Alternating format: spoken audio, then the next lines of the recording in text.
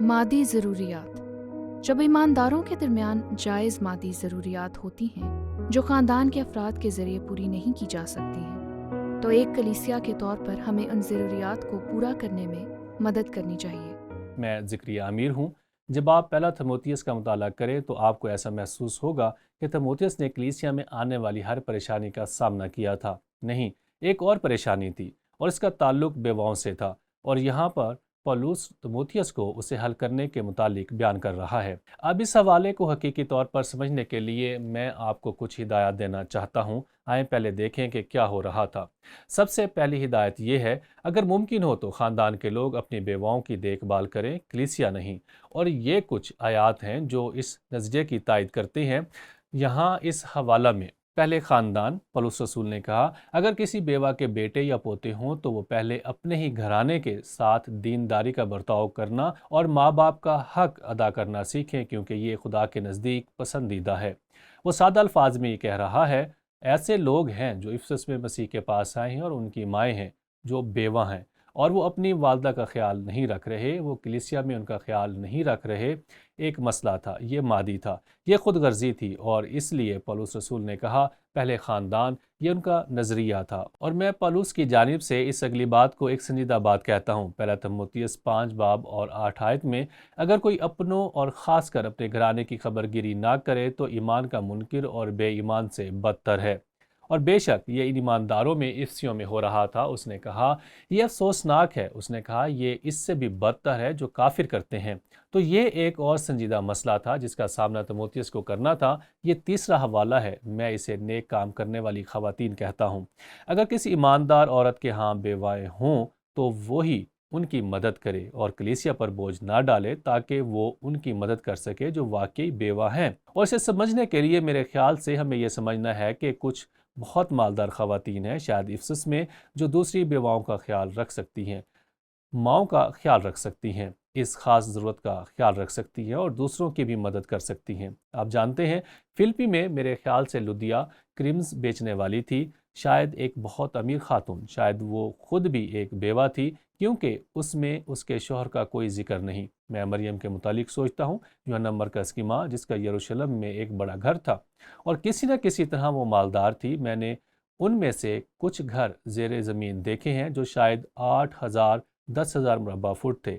باہری علاقوں میں وہ ان عورتوں میں سے ایک تھی۔ آپ کو یاد ہے جب وہ اس کے گھر آئے تو وہ بیرونی گیٹ تک گئے، دروازے پر دستک ہوئی اور نوکروں میں سے ایک نوکر نے جواب دیا۔ ایک دیندار عورت کے طور پر اس کی دولت کے بارے میں آپ کو بہت کچھ بتاتی ہے۔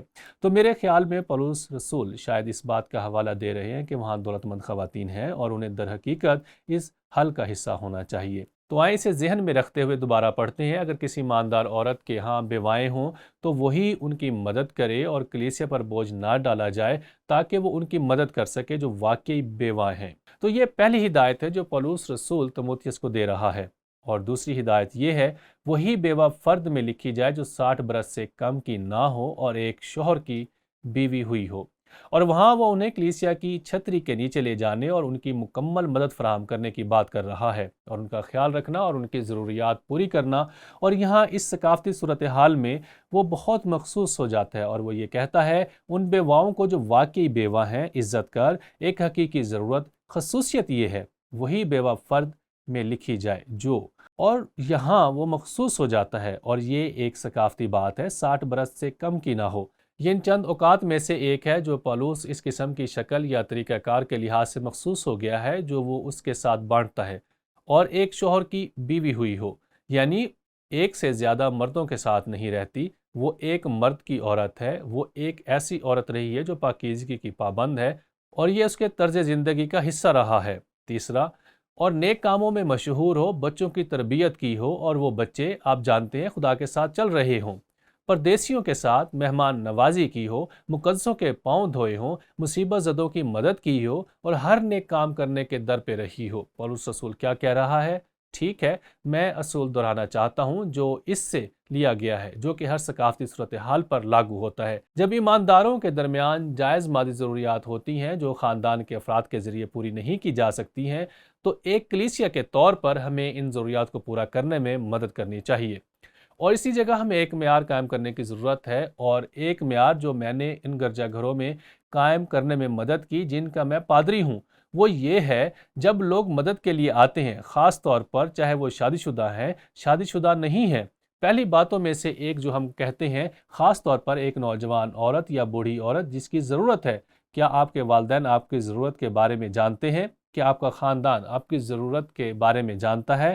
ارے نہیں، میں انہیں کبھی نہیں بتاؤں گا۔ جوہر میں وہ کہہ رہے ہیں، مجھے یہ تسلیم کرنے میں بہت فخر ہے کہ مجھے کچھ ضرورت ہے۔ میں نے کہا، بائبل کے لحاظ سے وہ پہلے لوگ ہیں جن کے پاس آپ کو جانا چاہیے، اب شاید وہ نہ کر سکیں، لیکن وہیں سے آپ کو شروع کرنا چاہیے، جو کہ ایک بہت اہم اصول ہے جو اس مخصوص صورتحال سے نکلتا ہے۔ لہذا ثقافتی طور پر آپ کے پاس اس اصول کو لاگو کرنے میں بہت زیادہ تغیر ہے۔ تو میں صرف اتنا کہتا ہوں، ایمانداروں کی حقیقی مادی ضروریات پوری کرنے کے لیے کلیسیا کن مخصوص طریقوں کا تعین کر سکتی ہے اور ان ضروریات کو کیسے پورا کر سکتی ہے، اور میں نے ابھی ان میں سے ایک کو اس عمل کو ترتیب دینے کے حوالے سے واضح کیا ہے جہاں آپ اس شخص کی مدد کرتے ہیں۔